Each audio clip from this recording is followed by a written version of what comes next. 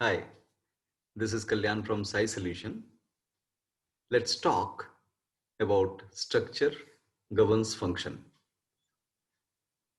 This is a concept proposed in Pure Nature Cure Science, or PNC as we say. This is a dialectical materialistic observatory science. And we have started a series with a proposal on truth, reality, and rationality. Then after that, we had another proposal on rationals of love. And this is a concluding proposal in that series, proposing structure governs function. Let's dive deep into this aspect. Obviously, I need to acknowledge the thought provokers of this talk and this series of talks actually. Uh, Sir Kevin Hinton, from whom I started exploring Pure Nature Cure, under whom I have started exploring Pure Nature Cure. Albert Ellis, who actually is a pioneer in rational thinking and rational analysis. S.N. Goenka, who taught the world about the observatory route of meditation in a rational way through his Vipassana teaching, and Jiddu Krishnamurti, whose deeper understanding about freedom is incomparable. Now, to understand structure governs function, we have to start with understanding the difference and the meanings of materialism and idealism. Materialism is a philosophical choice of considering matter over ideas.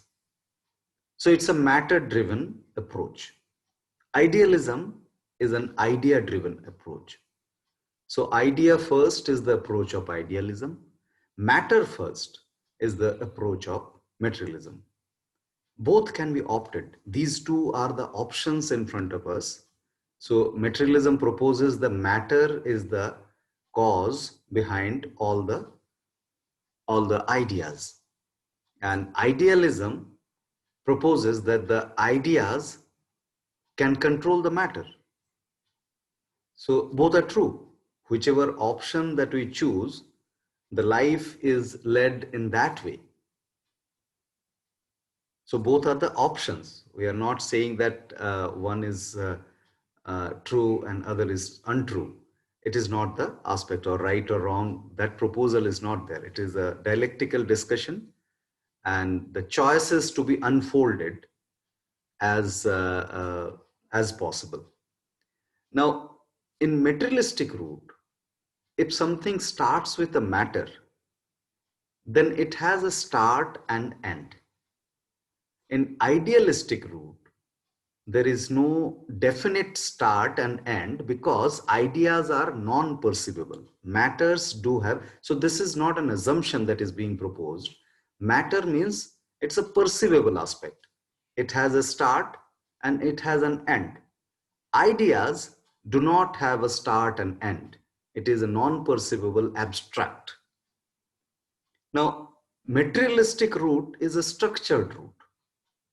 It proposes that structure governs function. Function is that non-perceivable aspect which can be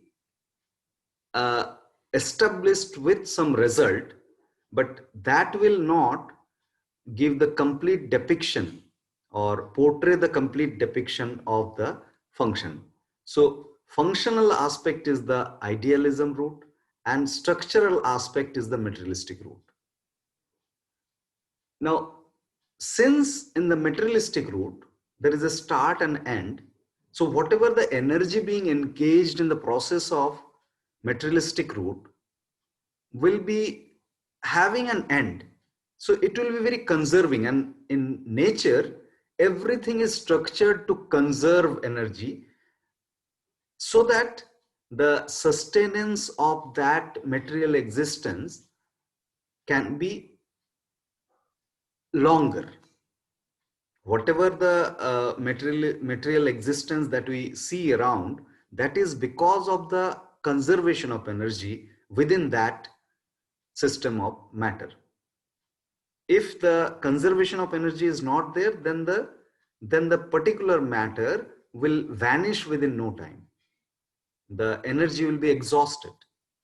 Now, idealistic root is huge, can be hugely innervating, because if the ideas start generating emotions or physiological sensation, then it actually creates a loop within.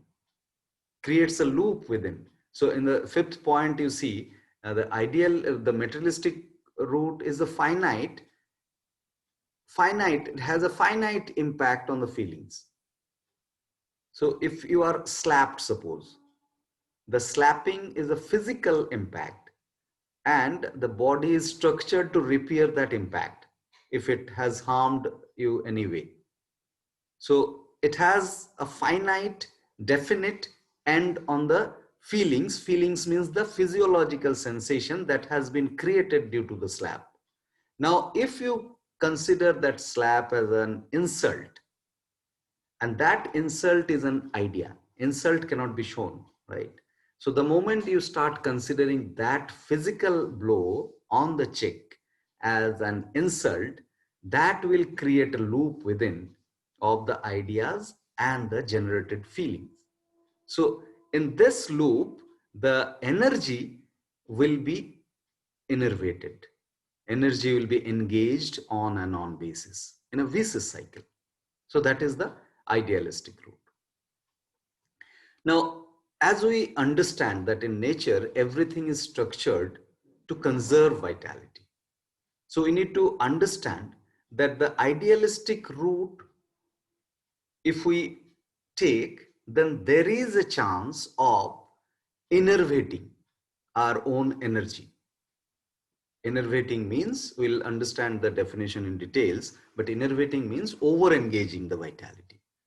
Now, idealistic root, if it is not touching the emotion, then it can conserve, because there is no loop formation. So idea generating emotion, emotion generating idea, idea generating emotion, emotion generating idea. This is the loop. If we can break that loop, if we just opt the idea without any emotion, emotion means any pride or any depression of the ideas, any thought which has come to your mind, but it is not generating any kind of disturbing physiological sensation. So that disturbing physiological sensation is the emotion that we identify.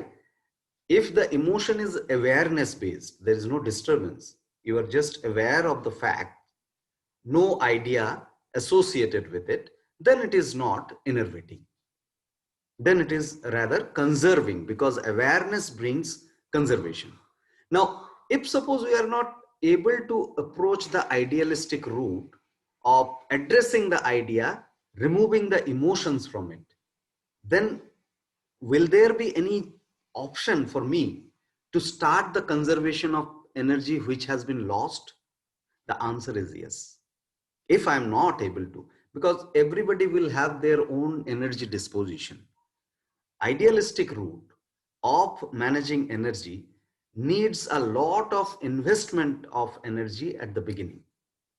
If I'm not able to figure out how I can control my thoughts, the ideas, then the structural route is the proposal to start your management. Because we are already structured to conserve. If we focus on the structure, if we focus on the matter, then progressively the idea, which is an impact of the matter, will be also managed. Now let's try and understand what are the domains of vitality engagement that we are talking about. Now, vitality engagement can happen in three domains: physical, physiological, and psychological. Physical is the visible, perceivable, easily perceivable aspect, what you choose. all those options of life. Physiological, whatever is happening within the body, chemically, that is the physiological. And psychological is the neural aspect in the thought domain, whatever is happening within. So energy engagement is actually progressive. Physical energy engagement, the vitality engagement, will be least of the lot. Physiological will be more than the physical engagement. Psychological is the highest of the lot. Now, in this, if we distribute in the structure and the function, or in other terms, the materialism and the idealism, then we find the first two domains are of materialism. And the third domain is the idealism. So we need to understand that how the energy gets engaged in this materialistic route and the idealistic route. Now, to proceed with our further understanding, we need to revisit the concept of pure nature cure of proposing the formation of disease, how disease gets formed within us. So disease means dis-ease. It's a problem that is actually hampering the homeostasis existence. Now, how that gets generated, let's try and understand.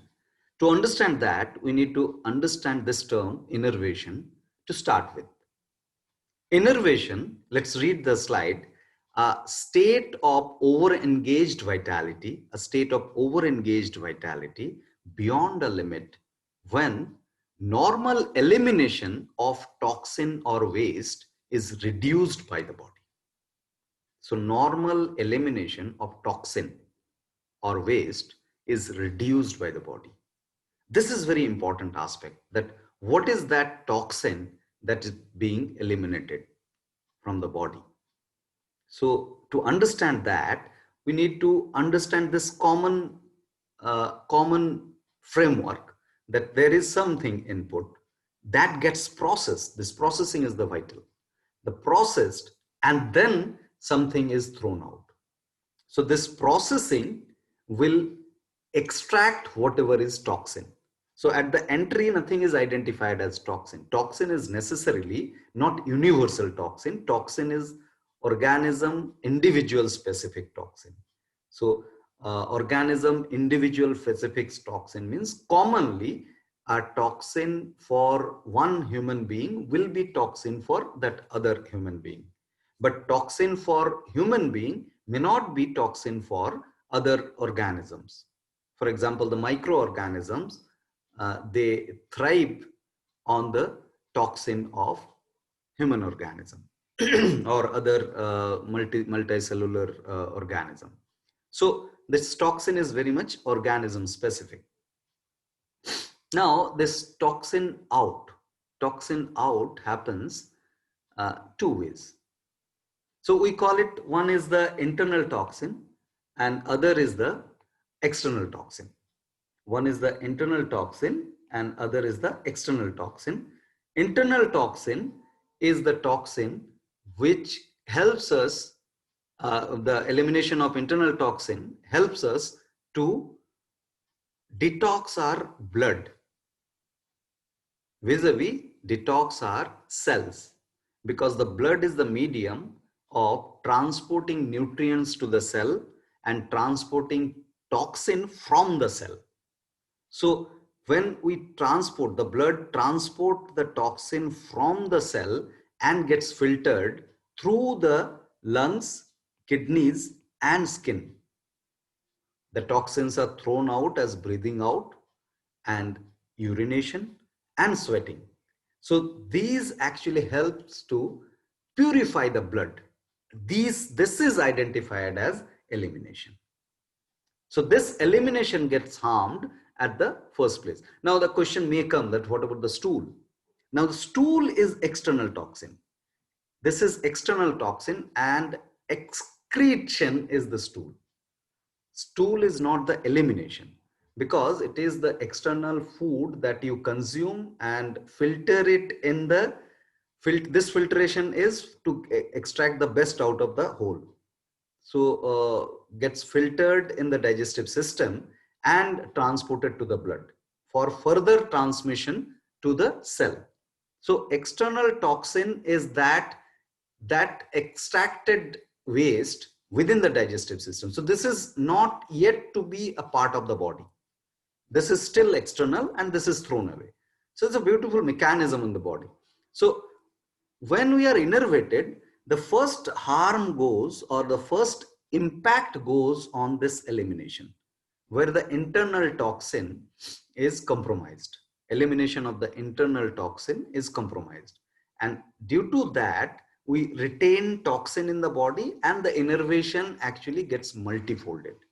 And that affects our excretion also later on. So constipation will be an after impact of already compromised elimination. We need to understand that. Now, toxemia is a state of accumulated toxin in the body. So let's read the slide. Due to innervation, when elimination of the body is reduced, toxin is retained and accumulated in blood. And this state is the toxemia. Because elimination is reduced, so toxin is retained in the body. And that state means that the toxin is flowing in the blood. So what happened at the cellular level?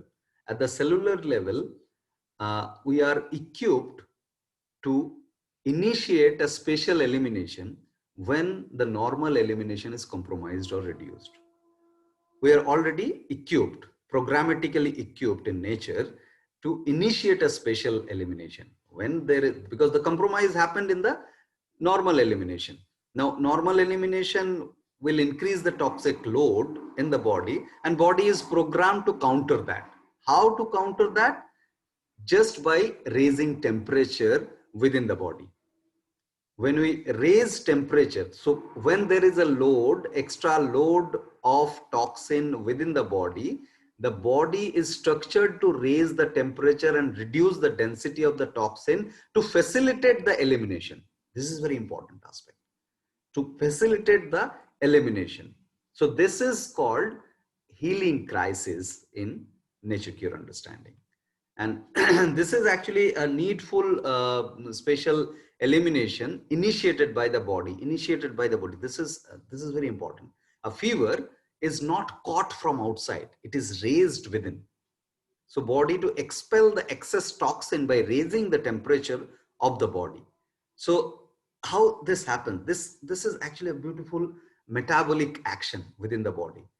Metabolism is nothing but combination of anabolism and the catabolism. In this illustration, the top side is the anabolism and bottom side is the catabolism. Anabolism means absorption of the nutrients, anabolic absorption of nutrients, which is an osmotic process. So we'll talk in some other time in details about the osmotic elimination, but we need to understand the process through which the nutrients come to the cell is the anabolic absorption, and the process through which the toxins are rejected. Hydrostatic pressure within the cell, that there is a pressure generated because of the high toxin accumulation, and the raising of the temperature happens because of the higher density of the toxin within the cell. So it is generated due to the friction of the toxins accumulated in the cell. It's an achievement of the body actually to facilitate the elimination further. Right. So now we can talk in details about the formation of further diseases, chronic diseases. So this fever is definitely an acute disease and an achievement of the body to get back to the homeostasis. So homeostasis was lost due to the compromised conservation. We need to go back to the start of the problem. So compromised conservation can be reversed to bring back the homeostasis. So now we need to actually bring back the conservation, the knack of conservation, so that the homeostasis can be restored, which was lost. Now in this, we need to bring that understanding of the factors of vitality conservation. This is actually the factors of domains of vitality engagement, and this slide is quite similar. It's looking quite similar. We have actually distributed the factors in 3 domains now. The domains of inputs, actions, and thoughts. Definitely action is not including here the eating aspect. Eating also is an action, but eating is distributed in the inputs, because that's a special thing where we counter the information from outside in terms of food or anything else. So you'll understand that. Now in this, the first 2 domains are structure driven, the materialism, and the last, the thought, is the idealistic route. Now, if we are not able to approach the idealistic route, because idealistic means we have to question our emotions, which are generated through ideas. That's very tough thing. If I'm not able to do that, what is the resort? Resort is the structure. Address the materialistic route. Address it with the materialistic route. And in this, we actually distributed the input, action, and thoughts in these 10 factors. The first 4 factors are under the inputs. Whatever we put inside our body, whatever is coming inside the body as intakes. And then second is the movement support, the physiological support within the body, which we can give consciously to ourselves. And the third domain is the thoughts domain, which are sexual understanding, rational understanding, and mindfulness. Let's understand that the change in the idea. So in the previous 2 talks, where we talked about the truth, reality, and rationality, and rationals of love, actually have covered these changes in the ideas. The sexual relational understanding, and rational understanding overall, and the mindfulness. So these are the idealistic management that we have discussed already. Now the structural management is the objective of today's talk.